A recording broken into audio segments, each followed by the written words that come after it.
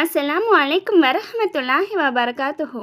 இமாம் இப்னு ஜவுசி ரஹமத்துல்லா அவர்கள் தனது வாழ்வில் நடந்த ஒரு விசித்திரமான படிப்பினை மிக்க நிகழ்வை குறிப்பிடுகிறார்கள். அவர் கூறுகையில், ஒரு நாள் நான் மஸ்ஜிதில் ஓய்வெடுத்து கொண்டிருந்தேன். அப்போது ஒரு ஜனாசா பள்ளிவாசலுக்கு கொண்டு வரும் சத்தம் கேட்டு நான் விழித்தேன். அந்நேரம் என் மனதிற்குள், இந்த ஜனாசா தொழுகையில் நானும் பங்கெடுப்பேன், இதன் மூலம் அல்லாஹ் எனக்கு நன்மைகளை வழங்கக்கூடும் என்று எண்ணிக்கொண்டேன். அந்த நபர் யார் என்று எனக்கு தெரியாது. என் வாழ்நாளில் நான் அவரை பார்த்ததும் இல்லை.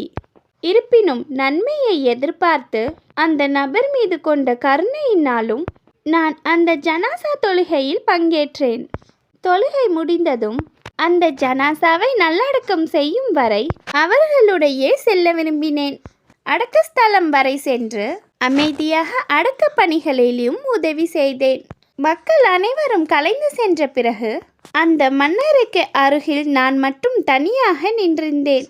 அங்கு அமர்ந்து வானத்தின் பால் கைகளை ஏந்தி அல்லாவிடம் இவ்வாறு பிரார்த்தித்தேன்: யா அல்லாஹ், இவர் உன்னிடம் விருந்தினராக வந்திருக்கிறார்.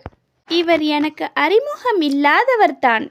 இருப்பினும் அறிமுகமில்லாத ஒரு விருந்தினர் எனது வீட்டிற்கு வந்தாலே நான் அவரை கண்ணியப்படுத்துவேன். அப்படி இருக்கையில் நீயோ கண்ணியப்படுத்துவர்களில் எல்லாம் சிறந்தவன், அக்ரமுல் அக்ரமின். நீ இவரை எவ்வளவு சிறப்பாக கவனிப்பாய். இந்த பிரார்த்தனைக்கு பிறகு நான் மஸ்ஜிதுக்கு திரும்பினேன். சிறிது நேரம் உறங்கிய போது ஒரு கனவு கண்டேன். அதில் வெண்ணிற ஆடை அணிந்த ஒரு மனிதரை கண்டேன். அவரது முகம் மிகவும் பிரகாசமாக இருந்தது. அவர் என்னை நெருங்கி வந்து, நீங்கள் எனக்காக அல்லாவிடம் பிரார்த்தனை செய்தவரா என்று கேட்டார். நான் ஆச்சரியத்துடன், நீங்கள் யார் என வினவினேன். அதற்கு அவர், யாருடைய ஜனாசா தொழுகையில் நீங்கள் கலந்து கொண்டு மன்னருக்கு அருகில் நின்று எனக்காக பிரார்த்தனை செய்தீர்களோ அந்த நபர் நான் தான். அல்லாவின் மீது சத்தியமாக உங்களின் அந்த பிரார்த்தனையால் அல்லாஹ் என்னை மன்னித்து விட்டான் என்று கூறினார். இமாம் இப்னு ஜவுசி ரஹமத்துல்லா அவர்கள் மிகுந்த உணர்ச்சியுடன் விழித்தெழுந்தார்கள்.